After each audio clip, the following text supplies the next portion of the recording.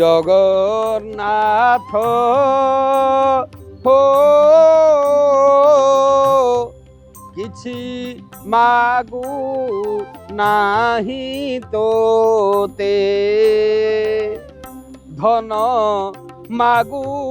नाही जन मागु नाही मागुछि सरधा बालीरु हाते। महाप्रभु प्रकृत रे दर्शक बंधु यही हूँ से बाली जो बाली की मुंडरे मारिदेले चंदन ठारू हूँ बल कही जाए कारण ए बाली रे भरी रही महाप्रभुंकर पादरज अपाणी पादम जवनम ग्रहीता पश्यत चक्षु शशुनस्य कर्णम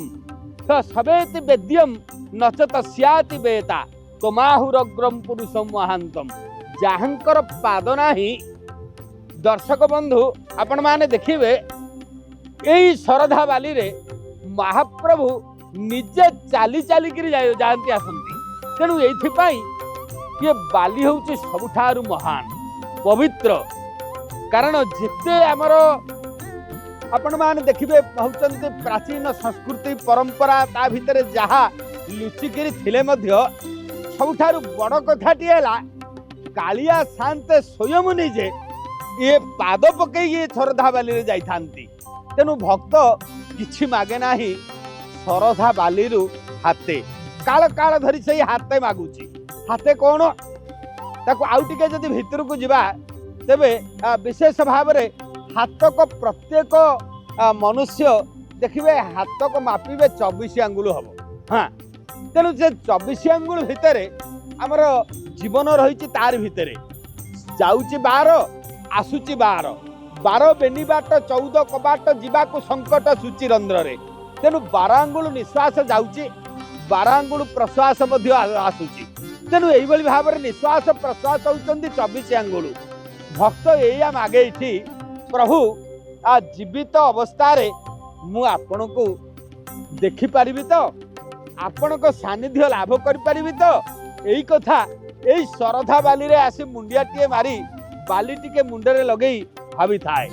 पहंची बाबा दांडे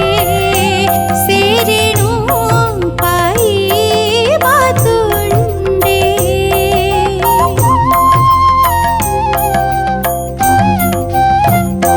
पहंची बाबा दांडे सेरेनु पाई बातुंडे छाता ताले रही दांडे साधु का सेवा करीबा थका मन चाल जीवा चका नयना देखिबा। विलुप्त से इतिहास विस्मृतिर गर्भरे आज आम जो स्थान रे ठिया होइचे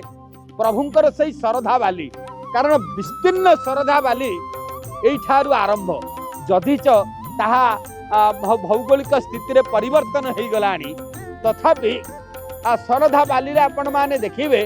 जहा कि पूर्व काल रे गोटे नदी थिला से नदी दुई भाग करुथिला जहा कि नीलाद्रि एवं होचंती भगवान से गुंडीचा मंदिर यज्ञ वेदी को तेणु ये दुई भाग करुथिला मालिनी नदी की ता मझिरे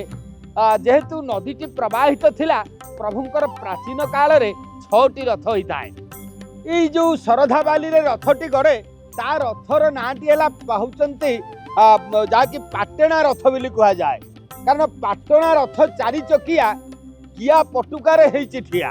तेणु एपटे 16 चक 14 चक 12 चक रथ से आसुन 4 चक रथ आसे तेणु से नीलाद्रि कंदर 16 14 12 तेणु ये दुई भाग रे से नदीटी जिते होचंती जहाँ को अलगा करी रखी प्रख्यात जी कि होचंती आमे आज से राजा नरसिंह देव को स्मरण करुचे जहाँकर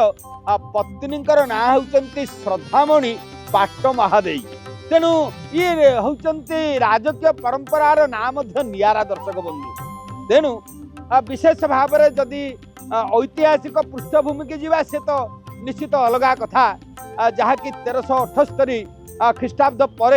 तार व्यवस्था होती कई कहती किंतु भक्ति भाव में जदि आम जाना श्रद्धा भाव में जाना ये श्रद्धा बालीर कथा को नरसिंहदेवंकर पाटराणी श्रद्धामणि पाट महादे तांकर गोटे होचंती लक्ष्य थिला महाप्रभुंकर रथ केमिति होचंती गुंडीचा मंदिर रे लागिवो एथिपाई सेई मालिनी नदी को पोती बाली होचंती बोली रे पोती देइथिले बोली ता श्रद्धा अर्थात तांको ना होची श्रद्धा पुणी श्रद्धा रे पोती थिले कारण श्रद्धा विश्वास